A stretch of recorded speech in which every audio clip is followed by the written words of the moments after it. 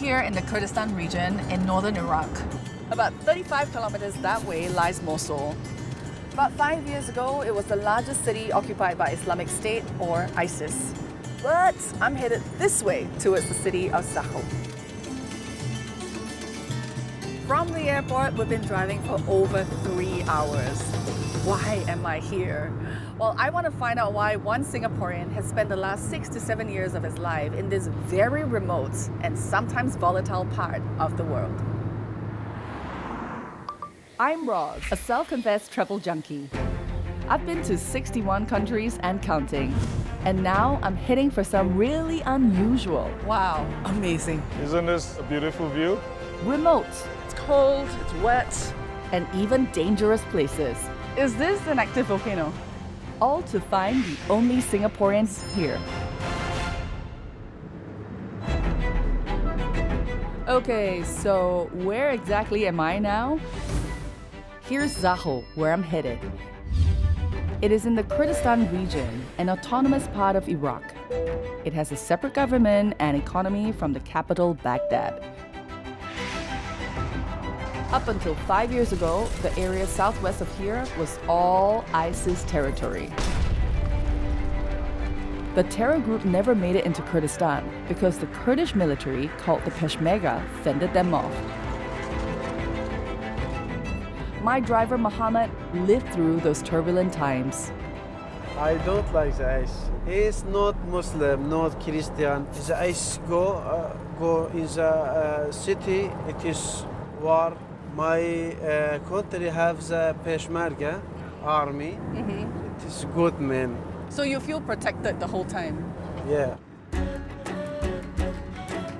The war against ISIS ended in 2017, and the Kurdistan region is relatively safe, although Iraq as a whole is still unstable. In fact, Singapore's Ministry of Foreign Affairs Travel Advisory strongly cautions against coming to Iraq. So, as you can imagine, I didn't expect to find a Singaporean in Zakho, a small city of about 200,000 people. Hi! Hi! You must be Willie? Yes. Nice to meet you. Nice to meet you as well. Finally, I'm here. I'm so glad you're here. So I got one question for you, Willie. Sure. Are you the only Singaporean here? That's a really good question. When I first came in 2016, I was the only Singaporean, but now I'm not. Okay. There are a few other Singaporeans here. Let me introduce you to them. Oh, cool. Willie runs an NGO called Habibi International. He rents a building in the western part of town, which serves as his HQ and home. Wow, it's a lot of gold. Yeah, the Iraqis love their gold. Super so opulent. Everything is gold-plated. Yeah, this is our humble kitchen. This is not humble, Willie. This is Well, pretty it is. well stocked. There's not much here. What do you mean? This is all for you? Of course not. And this is our dining room. This is where we hang out, where we eat. How many people live here now? Currently about 5, including myself. All 5 of us are Singaporeans. In fact, let's go meet one of them. This is our living room. And by the way, this is Heidi, our Director of Operation. Hi, Heidi. Yeah, you can tell she's a bit busy right now, so let's not disturb her. Would you like to see the rooftop? Okay, sure.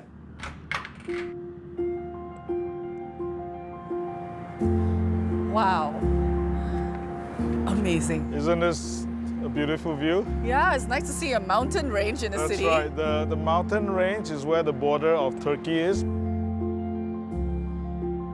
So before coming to Zakho, I read about an incident that happened in one of the tourist resorts. Yeah, the context is that these mountains, there's some separatist group that are hiding there, and the Turkish army are quite fond of attacking them. And so about a couple of months ago, there was an artillery that hit one of the resorts, and as a result, 9 people died and quite a few others were injured. So it is an accident. I don't think they intend to hit the tourists. It's an isolated event. It's not really something that happens all the time. Yeah.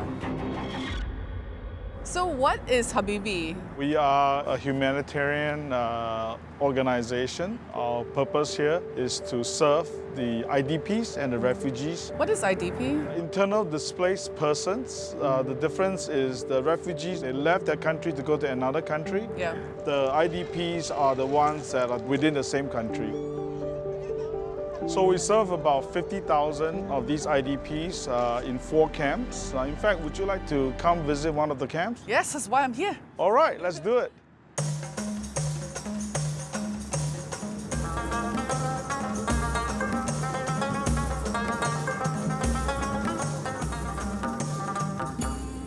The refugees that are here, they're called the Yazidis. In August of 2014, ISIS attacked them. ISIS came to their region, which is in Sinjar Mountains, and really tried to wipe them out. It's called a genocide. As a result of that attack, the entire Yazidi population in the Sinjar area fled.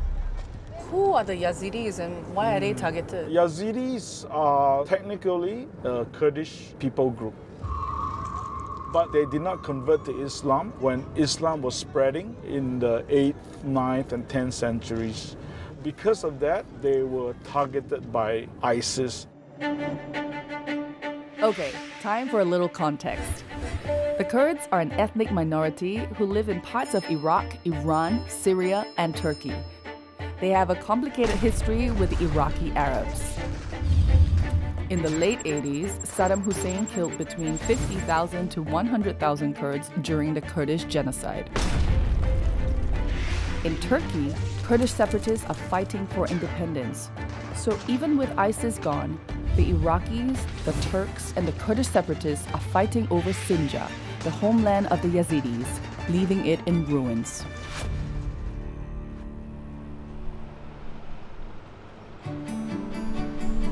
The camp we're visiting is called Bersave 2, about 15 kilometers from Zakho city center.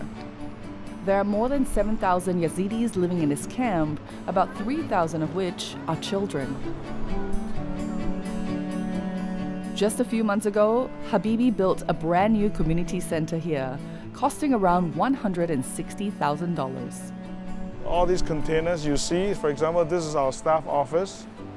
This is our education office where we teach English. This is our dental office.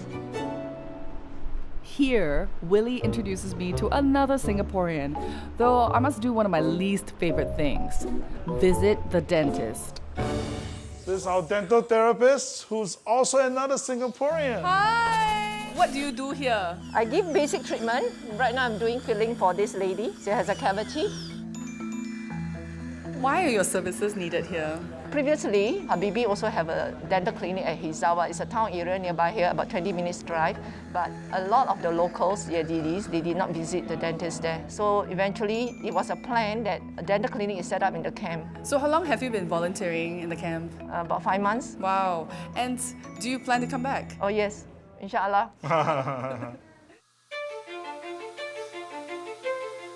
Most of the Singaporeans in Habibi's field team are like Ginny, volunteers who spend between 2 weeks to 6 months here. At the height of the crisis, there were many more NGOs working in the area, but over time, most left to deal with disasters in other parts of the world. Habibi is one of the few that remained. Why did Habibi choose to stay? It's mainly our commitment to the Yazidi people. Doing more for them. It demonstrates to them that they have not been forgotten. So you're here for the long term. We are here for the long haul, yes. Is there anything I can do to help? I'm sure I can find a few things for you. It will involve using your body a little bit. Okay, physical work. That's I'm down right. for that. I'm Yes, down for that. yes. Okay, All right. Okay, why do I have a feeling I might regret that?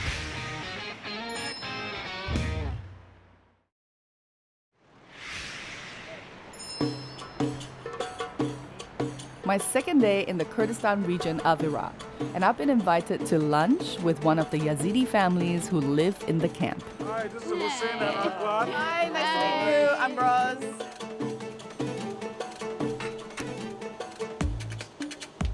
long did it take for you to make all this? I worked in last night. Since last night? You are a lucky man.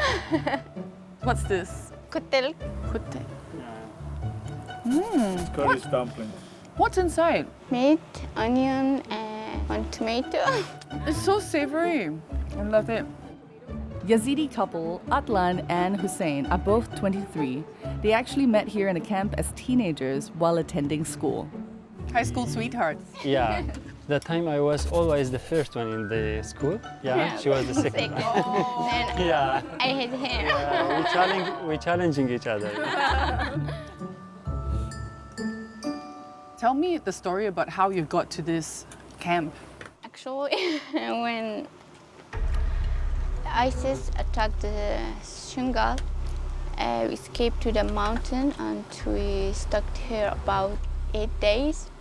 We saw a lot of horrible things, like how people suffer from the lack of food and water, and how the Yazidis elder people unable to flee to the mountain and they were killed.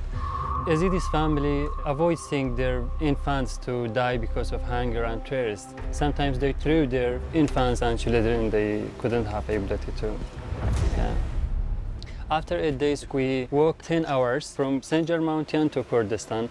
Then they built the Bersivik camp. We come to the Bersivik camp. Yeah. How is life in this camp? It's difficult and hard because water, electric aren't always available. It's hard to imagine to live here like about 8 years. We hope to get out. What is your hope for the Yazidi people? Just live in a peace, like.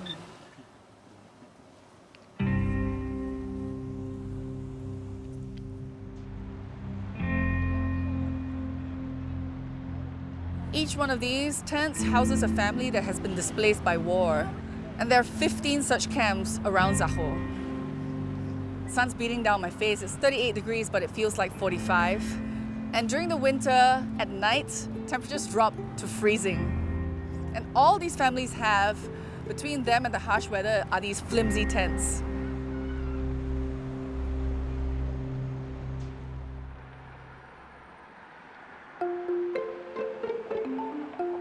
The next morning at breakfast, I wanted to find out how Willie wound up in this part of the world.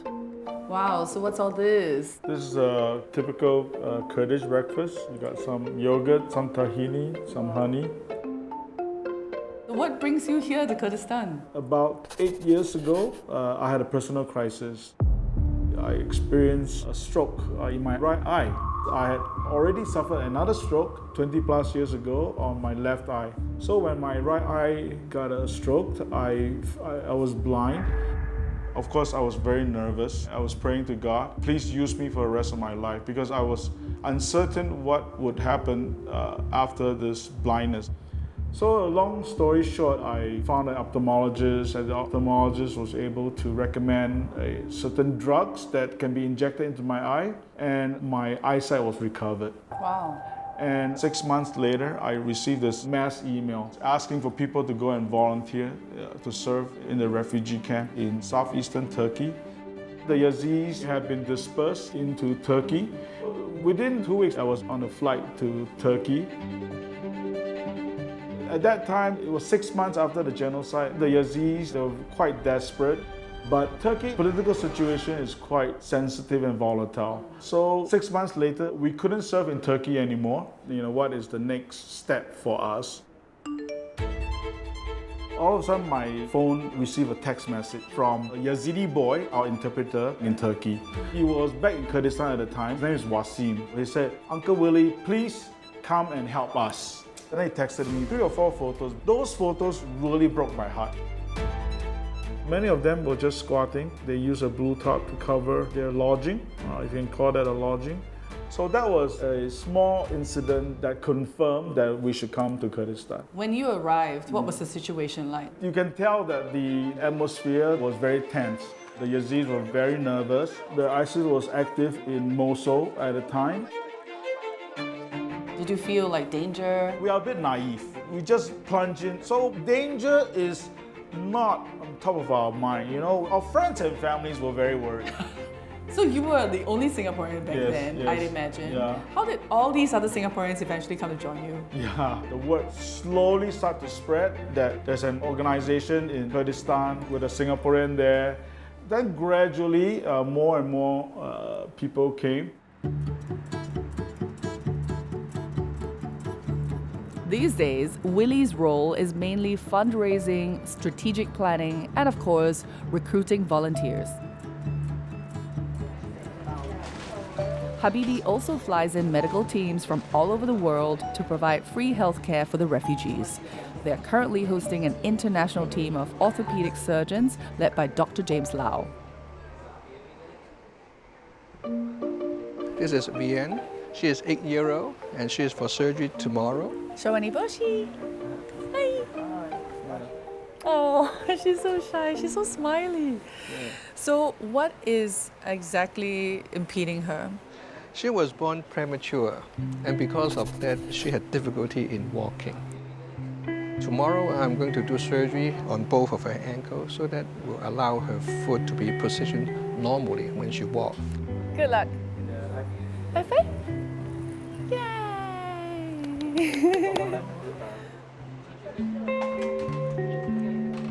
The Yazidi refugees here, because of their status in the society, many of the services are not accessible to them.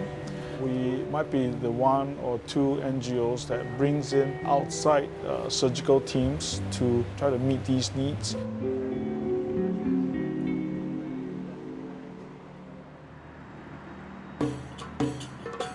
I have a much better understanding of what Willie is doing here. What I still don't know is what the city of Zakho is really like.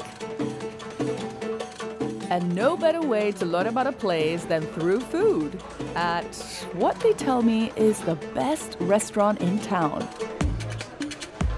And these starters are like normal. Yeah, some places have more even, and it's free flow. Oh my gosh.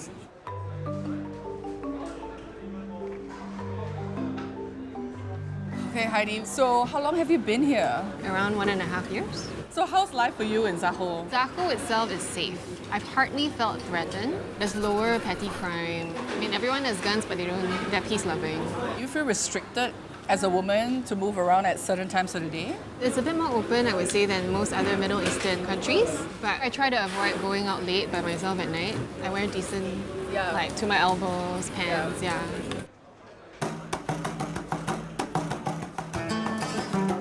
And you can't come to a Middle Eastern city without visiting a bazaar. What is this? It feels like a giant gummy bear. So do I eat the casing as well? Yeah. I'm very scared. It's okay, it's just sweet. I don't like sweets. For candle, is it? Not overly sweet, it's got a bit of toffee-like aftertaste. Personal choice, I just don't like chewy sweet. Do you guys stand out as Singaporeans? For sure. Yeah, of course. Yeah. It's an understatement. It's kind of funny. They'll come up to me and like want to take a photo. Yes. But usually it's because they think I'm Korean. Oh, So they're like, just BTS, BTS. play the part, play the part. My time in Kurdistan is coming to an end. But before I leave, I have a little surprise planned for Willie. Wow.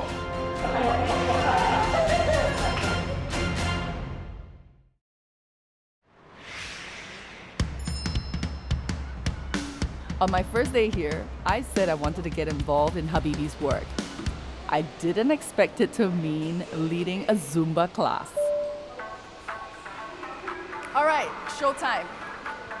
This was started by another Singaporean, Jacinth, who was here for 2 months. It's conducted as part of a new women's group as a way to empower young Yazidi women. Because the Yazidis are a conservative culture and the women a little shy, they requested to be anonymous on camera.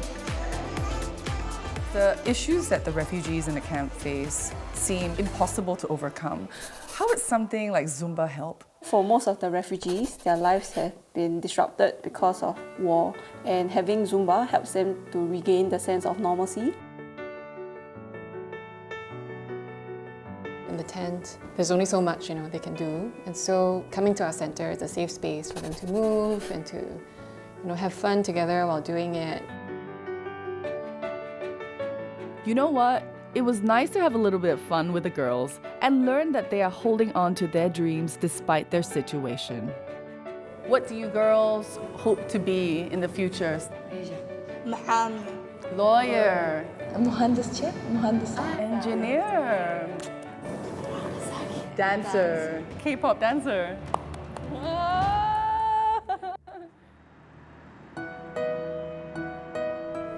It's my last day in Zakho, and I've got one last thing to do.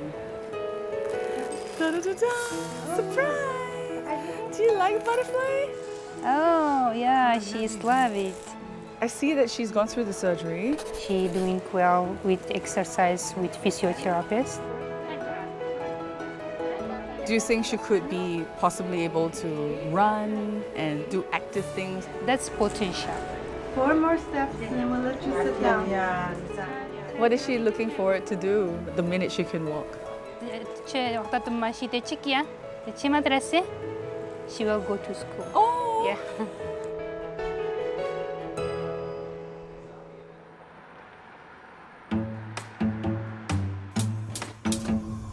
In the last few days of hanging out with Willie, he's told me many times how much he misses the food in Singapore. So, it's our last night here, and I've got a little surprise for Willie.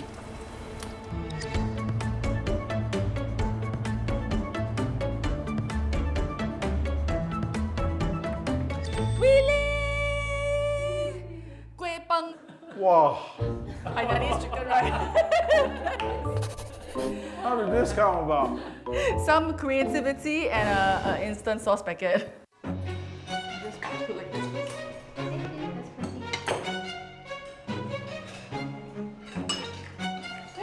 No, it's very good. You got the right kind of chicken. What I miss most about home is actually the food. That's the truth. Do you think your work here will ever be done? My work will be done, but Habibi's work will not be done.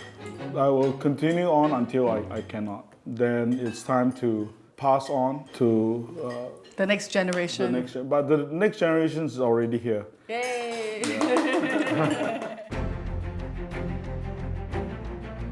Coming to Iraqi Kurdistan was eye-opening. For all the bad rep that this part of the world gets, I find the people to be warm and welcoming. They were generous, even with the little that they had. And of course, there's my host Willie and his team, my Singapore connection. Oh, Rozz. Thank you So good to have you here. We will see you in Singapore. Keep up the good work. All the best again. So this is it, leaving Zakho for the airport. A bit bittersweet. But I'm glad people like Willie and his team are here doing some really good work.